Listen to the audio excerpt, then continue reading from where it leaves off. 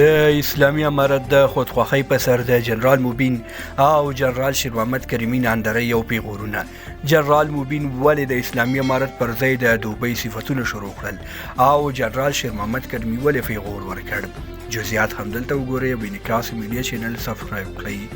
جنرال مبین چې اوس مهال دوبۍ ته تللی او له هغه ځای د اسلامي امارت او پاکستان خلاف یوه نیمه تونده خبره او څرګندونه کوي.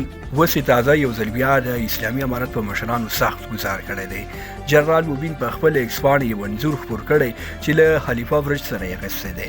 د دې انځور سره یې لیکلي دي چې د دوبۍ خلکو ولې دومره زیات پرمختګ کړی دی او موږ ولې په خپل هیواد کې برق نه لرو.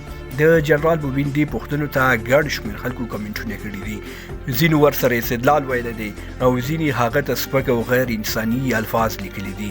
مخکې له دې چې هغه غبرګونونه درته روښانه کړو چې جنرال مبین ته چا او ولې په دې څرګندونې سره سپکاوی کړی، لومړی به د جنرال محمد کریمي یو غوره ځواب او استدلال در وړاندې کړو.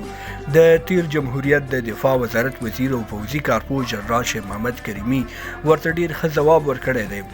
جنرال محمد کریمي لیکلي دي جنرال مبین ګوله پرمختګ په دام چوف او تعویض نه کیږي، پرمختګ په عملي کار او د عقل په واسطه کیږي. نور نړۍ زموږ په شان د الله پاک هیلې د لاس ځنې نه کینی، هغوی حرکت کړی او نور توفیق الله پاک ورکړی.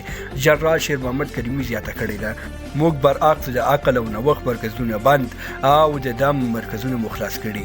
یو بل پوځي کارپوه جنرال عبدالواحد طاقت لیکلی دي زموږ او د هغوی توپیر دا دی چې موږ سا غوندې خلک لرو او هغوی نه لري.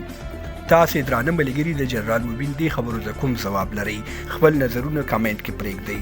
له ملتیا مو نړۍ مننه. ویډیو لایک او شیر کړئ، چینل هم سبسکرایب کړئ. تر بیا ښې چارې لویله مو بل شه.